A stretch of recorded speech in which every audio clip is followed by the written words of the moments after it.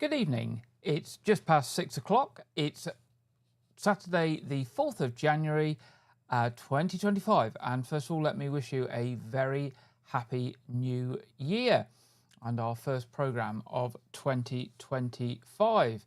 And in the news this week, as cases of norovirus or the winter vomiting bug continue to rise, clinicians in Dorset are issuing an urgent request to the public to please avoid visiting hospitals and other premises if you are experiencing symptoms.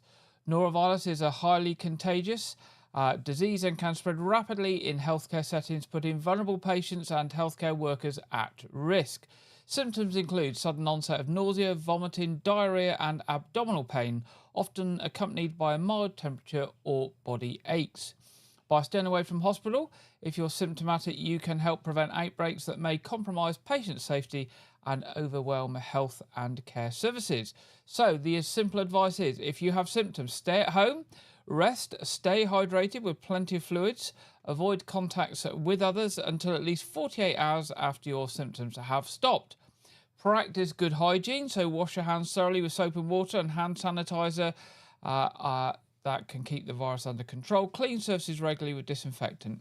And avoid preparing food for others to prevent spreading the virus to other people. And if you have an appointment booked at a healthcare setting, make contact and rearrange the appointment if possible.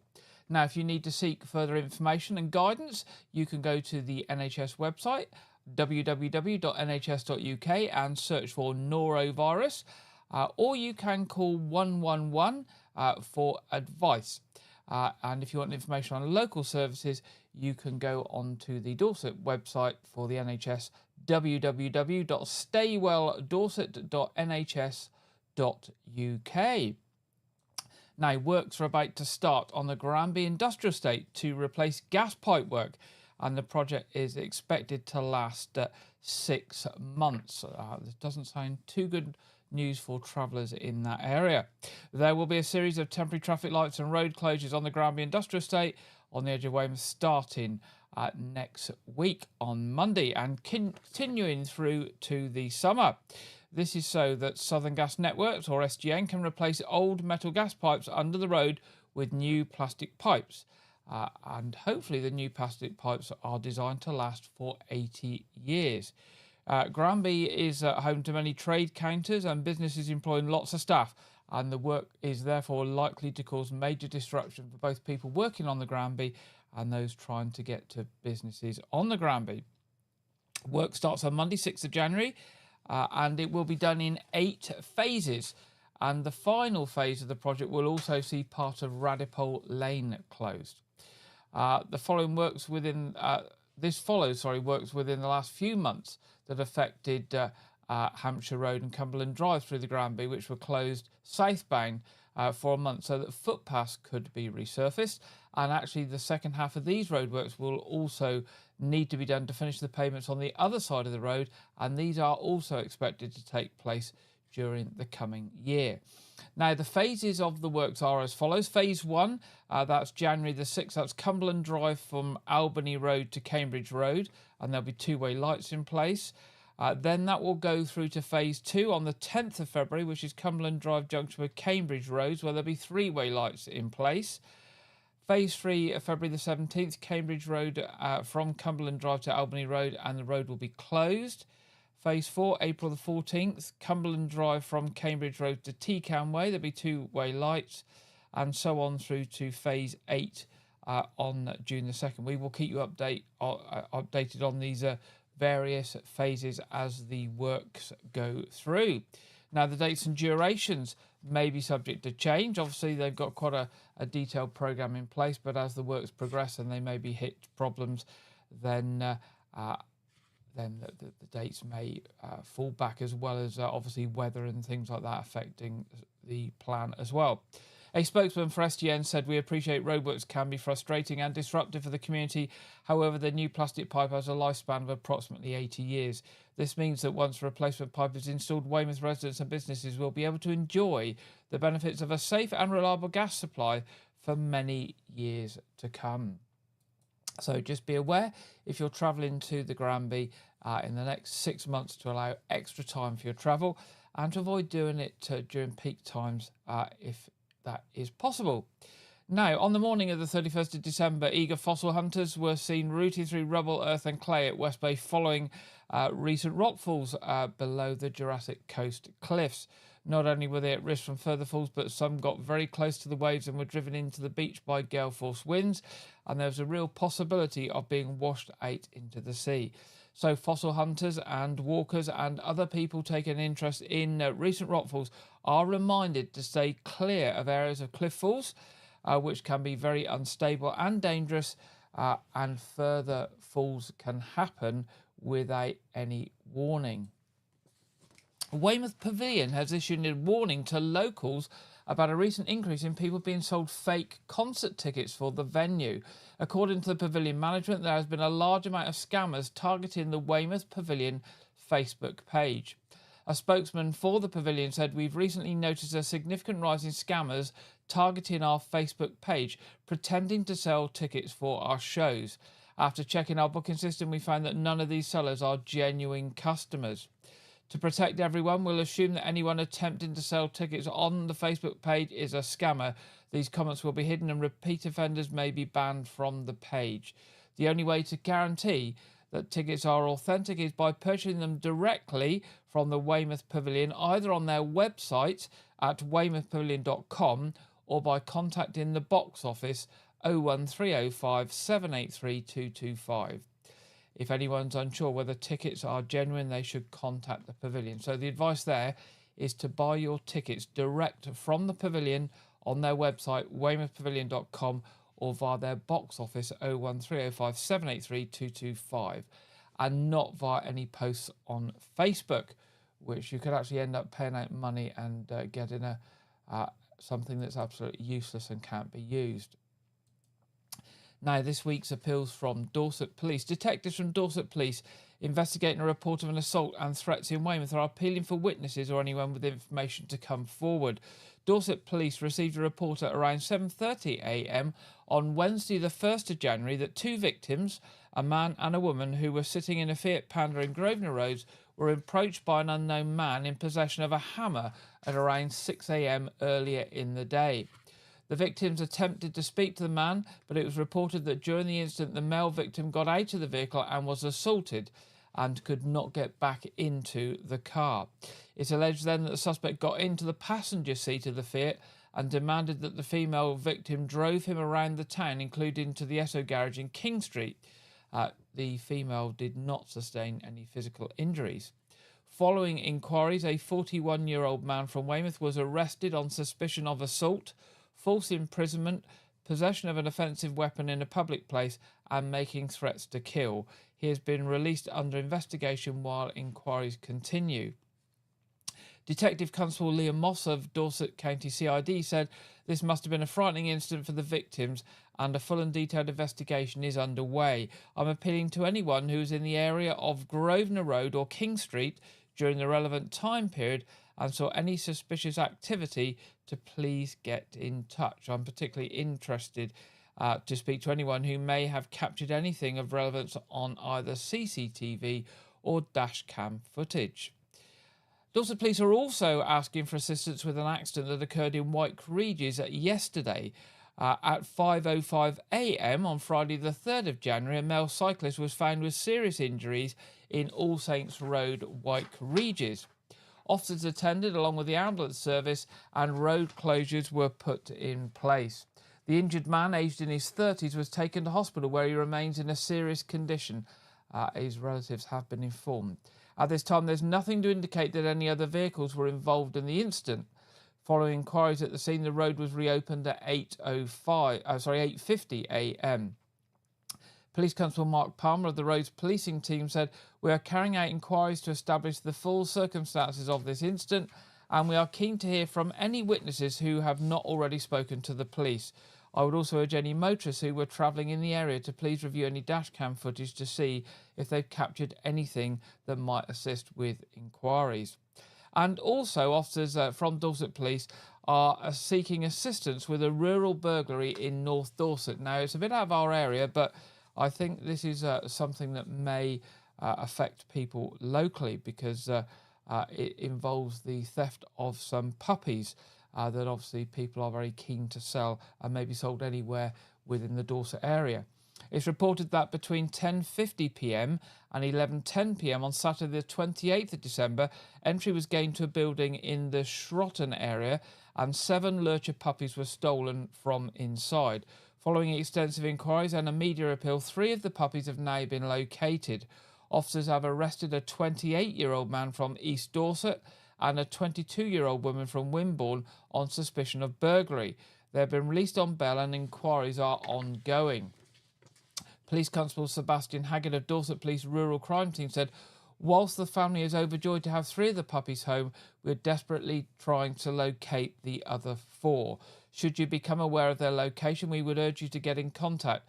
Due to the large public attention on this matter, it may be that these puppies are discarded, and we ask the public to remain vigilant to get in contact with any possible information. So if you've been offered any puppies for sale, or you notice any puppies that have been discarded in a public place, then obviously look after them and contact the police immediately, as they are still trying to track down 4 stolen lurcher puppies. Now you can get in touch with Dorset Police by calling 101, or if you wish to give any information anonymously, you can do this via the Crime Stoppers charity by calling at 0800 555 111. That's 0800 555 111. Now, a local environmental group has managed to fill 6 huge bags with rubbish from the Fleet Lagoon in Wyke Regis. Volunteers from the Weymouth and Portland Marine Litter Project were out over Christmas sweeping the area of the Fleet Lagoon looking for abandoned rubbish. During litter picks, a total of 6 bulk bags have been filled with rubbish. A spokesman for the group said the amount of rubbish is overwhelming and seems like an impossible task, but if we don't do it, then the chances of it ever being done are slim. 7 sacks and some big bits were collected, filling another bag. Unbelievably, we've only done around 50 metres of shoreline and have 6 bulk bags filled. We also picked up a couple of paint tin seals recently after seeing another seal down the coast with one of these around his neck this week. So message there is obviously take your litter home, and if you see any litter along the coast, do pick it up, bag it up, and again take it home and dispose of it in the bin. If we all do a little bit, then it will keep the litter down and keep our coast clean and our sea life safe. Now, a busy space that helps to keep vulnerable people safe is to close again this winter due to lack of funding. The Weymouth Safe Space Project, which is hosted at St Mary's Church, Weymouth, is funded by Dorset Council, but once again they have withdrawn funding for the winter period. St Mary's Church is also home to the Weymouth Street Pastors, a group of volunteers who provide a wide range of support for those out on the town at night on Friday and Saturday evenings. It's not the first time that funding for the unit has been halted over the winter months. Now, although the safe space has stopped, the street passers will continue to help people on their patrols, but they'll have nowhere to take people who need medical help, somewhere warm or a safe space to be for a while. It's also led to concerns that those needing support will not know how to find the street pastors. A spokesman for the street pastors said, "We have been advised that the safe space based at St Mary's Church, Weymouth, will be closed during January, February and March. This is disappointing for us as street pastors, but our teams will still be present on a Friday and Saturday night. We can be reached by phone on 07513 280 240 or via any of the door staff at any of the night venues who can reach them by radio." So if you need to get hold of the street pastors, perhaps the best way is just to go to a door supervisor at one of the nighttime venues and ask them to contact the street pastors, which they can do via the radio system that they all use. Although there are hopes that funding for Safe Space will return by the spring, the team provides an all-year-round service. So Safe Space is not available for the next 3 months, and they hope that it will return with funding again later in the year. Now, Mitchell Street in Weymouth is set to close several times over the first half of 2025 so that work to the former Methodist church that's remained derelict for years can be undertaken. Mitchell Street is set to close to allow Woodmace Civil Engineering and Groundworks contractors to facilitate multiple crane lifts and concrete pumping associated with the regeneration of the old Methodist church. These works are scheduled to take place from January the 20th through to July the 31st. However, the road will only be closed at such times where indicated by signs on site and not for the entire duration. So just to be closed when it needs to be for craning and pumping operations. Woodmace will publicise the road closures in a number of different ways so people are aware. They will place information boards on the road in the area to inform public of the works. They'll also carry out a letter drop to local residents directly affected by the works, and they will sign a diversion route using the local road network. Now, many people in Weymouth will be pleased to see the site finally being developed, and the external faces of the old building are to be retained and incorporated into the new property, which will effectively be built within the old outer skin. A new Reveal initiative has been launched as part of the 2025 Towns of Culture scheme. It was previously announced that Weymouth and Portland had been named the next Towns of Culture. According to the committee, this programme aims to showcase the existing cultural activities while introducing new and exciting events and activities that align with the project's goal of positively impacting the towns throughout 2025. A spokesman for We Are Weymouth said culture in Weymouth and Portland encompasses more than just the arts. It includes any activity that participants define as culture. This broad definition covers ballet, language classes, parades, brass bands, natural history or heritage walks and artistic pursuits, from knitting groups to pottery, stonemasonry to film clubs, DJing to festivals. Weymouth and Portland Towns of Culture 2025 is an opportunity to celebrate what we already do and what we might like to do when inspired by others. The Towns of Culture Project Board has been created from a broad selection of partners from within the public, private and charity sectors. They have been busy creating a 2025 calendar, inviting everyone to add their events so that a full calendar can be amplified to audiences across Dorset and the wider South West. Organisers are eager to hear from anyone whose event benefits the residents of Portland and Weymouth. Early in this year, in 2025, the grand launch of the Reveal project will be announced, featuring exciting opportunities for community participation. This will be followed by the introduction of the Launchpad Reveal grants, designed to seed new events and enhance the cultural programme within the towns. Now, grants will be available of up to £1,500 and will be available to individuals, freelancers or organisations across Weymouth and Portland to organise and deliver cultural activities up until the end of the year. Town of Culture is an initiative created by the Arts Development Company and funded by Dorset Council. Reveal Towns of Culture 2025 is also funded by Portland Town Council and Weymouth Town Council. So we wait to hear more about that early this year. And finally, a new sceptre is set to be made and installed on the King's statue in Weymouth after more than 40 years of the statue being incomplete. Nobody knows when the sceptre disappeared from the statue. It was still thought to be there in 1977, and it was definitely not there by 1986. And on the screen you can see two pictures. On the left, an old picture with the sceptre in the statue's right hand, and on the right there, another picture with no sceptre. The statue, which is the responsibility of Dorset Council, is a Grade 1 listed monument, and it's hoped that Dorset Council will have a new sceptre manufactured and installed by the end of 2025, and they're working with English Heritage to ensure the works are appropriately undertaken. Now, that's the end of the news headlines this week. It's now time in this week's programme to go over to Andrew Wright for this week's film review and preview.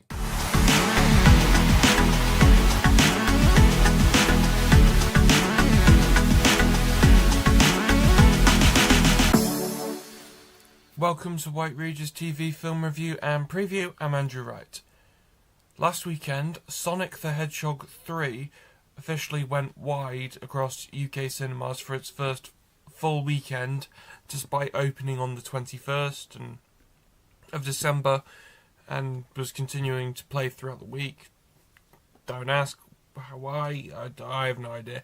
The film is the third film in the live-action Sonic the Hedgehog film series. the fourth entry overall, and it revolves around Sonic, Tails, and Knuckles facing a new enemy, Shadow the Hedgehog, who allies with the mad scientists Ivo and Gerald Robotnik in pursuit of revenge against humanity. Several actors from the previous entries reprised their roles, including Jim Carrey, James Marsden, Ben Schwartz, and Idris Elba, and they're joined for this film by Keanu Reeves as the voice of Shadow. So I watched the film in cinemas last weekend. I thought, yeah, the story definitely takes chances. It's the darkest entry out of all of them. And Jim Carrey really excels in a dual role because he plays both Ivo Robotnik and his grandfather Gerald. But simultaneously, this is the best of the Sonic films, but also has the worst dialogue out of all of them. It's a very 50-50 split. Down the middle, I gave the film 3.5 stars out of 5. On New Year's Day, Nosferatu was released in UK cinemas. It came out on Christmas Day in America. So the film is the new film by director Robert Eggers. So he famously made The Vivitch, Lighthouse, Northman. And so this film is a remake of the 1922 silent German expressionist film of the same name, which was an unauthorized adaptation of Bram Stoker's Dracula. So the character names are different. So like the main Nosferatu of this film, for all intents and purposes, is Dracula, but because of copyright, it's not Dracula, but it is. The film is set in 1838 and revolves around a real estate agent who is hired to find a house for a Transylvanian count, so Dracula, but not Nosferatu, but who has become obsessed with the real estate agent's wife. The film stars Bill Skarsgård, Nicholas Hoult, and Lily Rose Depp. The film has received positive reviews from critics who particularly praise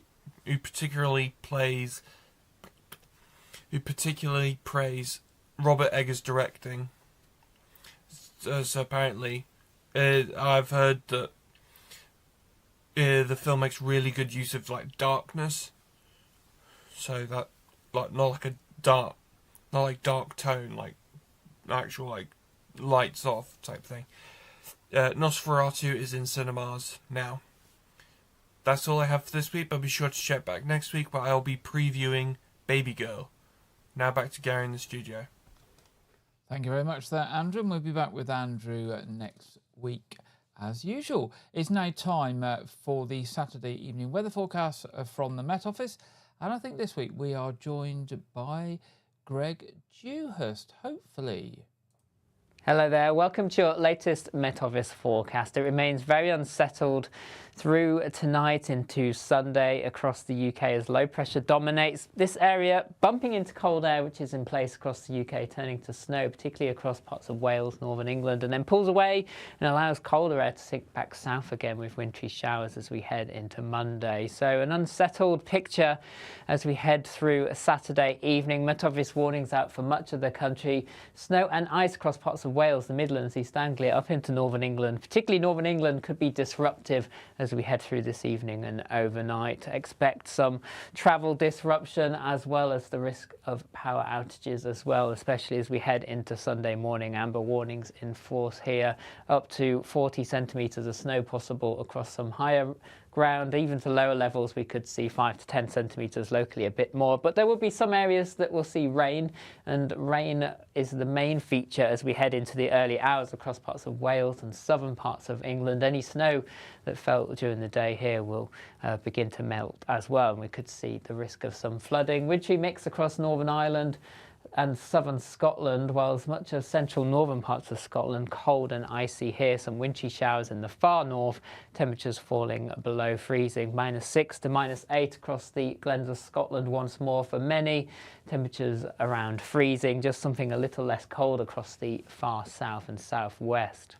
So a very unsettled start to Sunday. Disruptive snow, as I mentioned, across southern Scotland, northern England in particular. This continues through the day, so do stay tuned to the Met Office warnings and forecasts as the situation adapts and changes throughout.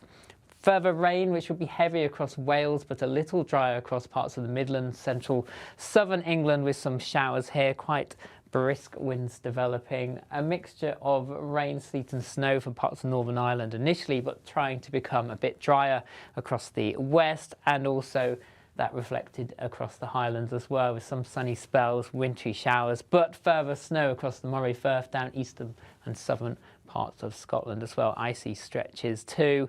And temperatures are a large contrast across the UK. To the south of this weather front, temperatures reaching double figures, 12 to 13 Celsius. Under the snow and rain, 3 or 4 degrees at best. Most places, though, struggling to get much above freezing, and temperatures in the Glens of Scotland remaining below freezing for much of the day. As we head into the evening time on Sunday, this weather system slowly starts to push its way eastwards. Further snow for a time across northern England, but then turning more showery as we head into the early hours. This rain band pushes into southeast England. The back edge over the higher ground, we could see some sleet and snow returning here. Elsewhere, clear spells developing, some wintry showers in that northerly flow. So expect further icy stretches and temperatures.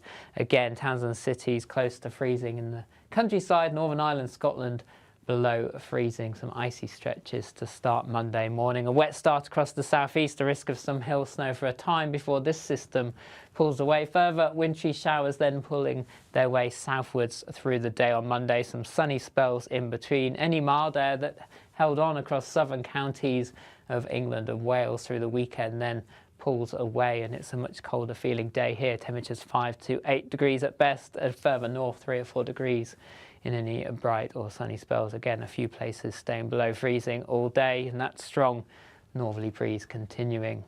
So it is worth staying up to date with the Met Office forecast through the rest of the weekend into the beginning of next week. Met Office warnings in place for many areas, and they'll continually be updated as the situation changes. See you again soon. Thank you very much, Greg. And now looking at the weather here in the Weymouth and Portland area. Well, there we go. Rain tonight and through Sunday, quite heavy at times. It looks like we're going to be escape the snow, but of course, as ever, that can change. Getting milder tomorrow, but getting colder again later in the week, and so a bit more sort of winter-like as the week goes on, but milder tomorrow and a bit wet is what is planned. But just be wary if you're travelling, to check, particularly if you're travelling any distance, because there is snow and ice elsewhere in the country. Moving to our What's On at Weymouth Pavilion. The last day of the pantomime is tomorrow, the 5th of January. 8th of January, got the Bournemouth Symphony Orchestra New Year Viennese Gala. 11th of January, Thank You for the Music, ABBA tribute. 17th of January, a tribute to the Pet Shop Boys. And 19th of January, comedian Ed Byrne. As we said earlier, make sure you buy your tickets from the Pavilion direct, either via their website, weymouthpavilion.com, or by calling the box office on 01305 783 225. Arts Reach coming up throughout Dorset. 10th of January, Drimpton Village Hall, Bonfire Radicals. Then the 11th of January at Royal Manor Theatre on Portland. Then on the 17th of January, To Warm the Winter Hearth at Blandford Parish Council, 7:30 p.m. 19th of January, Havisham at Burton Bradstock Village Hall. And 31st of January, Joy at West Stafford Village Hall. Details on all of these and other events and features from Arts Reach available on their website, artsreach.co.uk, where you can also get your tickets from. Other than that, just to say, church services in the White Regis area tomorrow. 8 a.m. a said communion service at All Saints Church. 9:30 is the monthly informal family worship cafe church. And 11 o'clock at St Edmunds is a service of the word. That's all we have for you this evening, other than to say at 7:30 tonight, our usual Saturday evening quiz programme will be broadcast. You're most welcome to join us. That is free and for the whole family and the whole community. The stream will go live about 7:20, so that we can start promptly at 7:30. And as I say, you will be most welcome to join us. That brings us to the end of this week's programme. If you've got any news or events for us, do drop us a line at news@whiteregis.tv.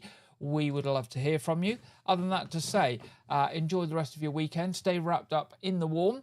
Be careful if you're travelling any distance. And we hope you have a good week ahead and look forward to being back with you next Saturday at 6 o'clock. Good night.